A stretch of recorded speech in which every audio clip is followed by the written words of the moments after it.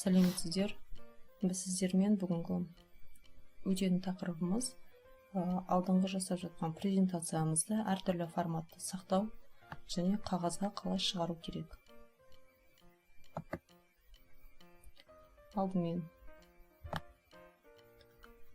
презентацияның программасы PowerPoint-ті біз ашып алайық. Ол Microsoft Office пакетінің ішінде болады, немесе поискаға ағылшынша P деп жазсақ, өзі соңғы жасаған файлдар болса, последнийдің ішінен тауып аламыз.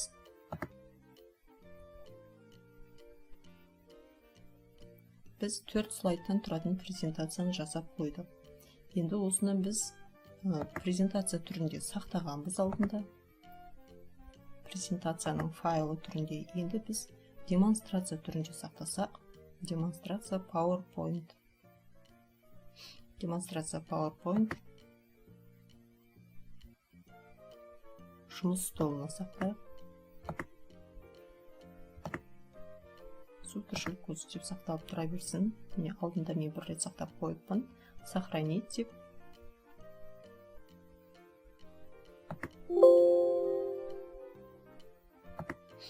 Сақтаймыз. Және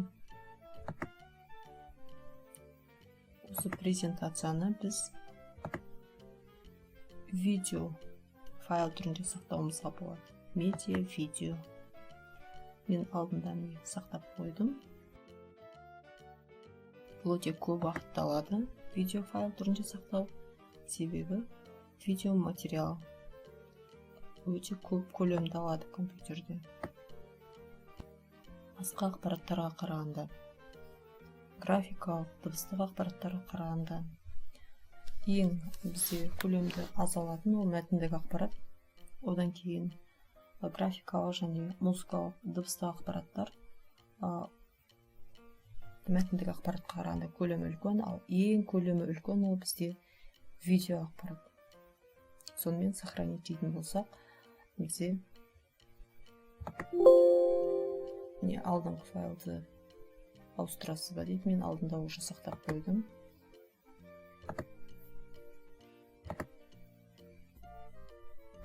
Және де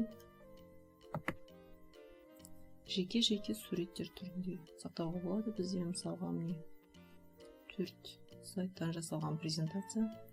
Біз егер оны JPEG, яғни суреттер түрінде сақтаймыз десек,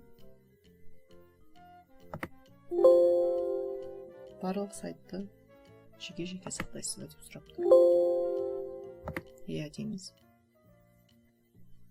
Енді осы сақталған форматтарды біз ашып көрейік. Ең алдымен біз демонстрация түрінде сақтадық. Біз ашамыз. Біз ашқанда презентацияның терезесі ашылмайды.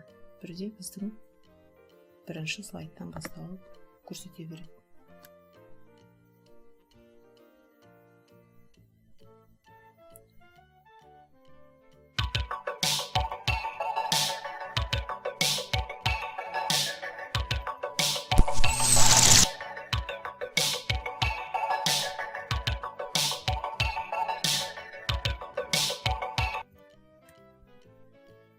Енді мынау презентация түрінде сақталғаны. Бұл презентация және PowerPoint-ның терезесі ашылады.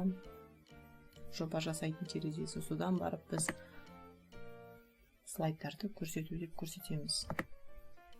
Енді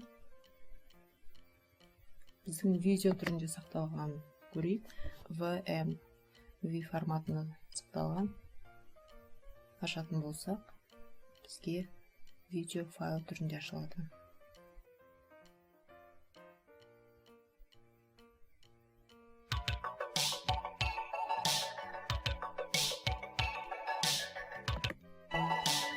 Тезірек өткізуді жарайды.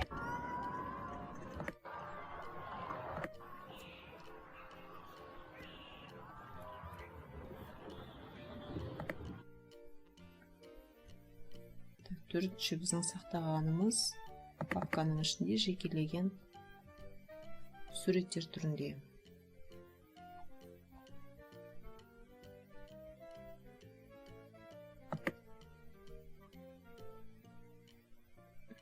жекелеген суреттер түрінде JPEG форматтағы суреттер түрінде сақталды. Сайттар сурет түрінде ғана сақталады, ешқандай өздерің байқап отырғандай дыбыс ештеңе жоқ, анимация ештеңе жоқ.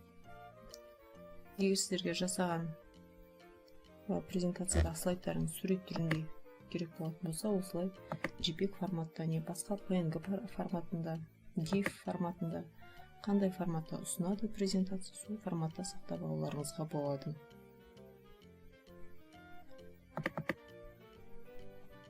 Енді егер де сіздер кез келген бір тақырыпқа жоба жасадыңыздар, сол жобаларыңызды қағазға шығарып алу керек болатын болса, файл, печать деп кәдімгі мәтіндік редактордағыдай неше бетін шығару керек. Мысалға, барлық слайд болса, барлық слайд, яғни барлық слайды сіздерге қағазға шығарып береді. Тек қана көрсетілген сайтты шығару керек болса, онда выделенный фрагмент дейді. Ондайда сіздер белгілеп қойған слайдтарыңызды қағазға шығарады. Текущий слайд дейді. Қай слайд көрсетіп тұрсыздар? Мысалға, 3-ші слайдты шығару керек болатын болса, печать, текущий слайд, не ақулана ғана шығарып береді сіздерге. Келесі өлшемдері барлық бетке 2 слайдты бір бетке шығару керек болатын болса, 4 слайдты бір бетке шығару керек болатын болса, кішірейту керек болса, осы жерден бересіздер. Енді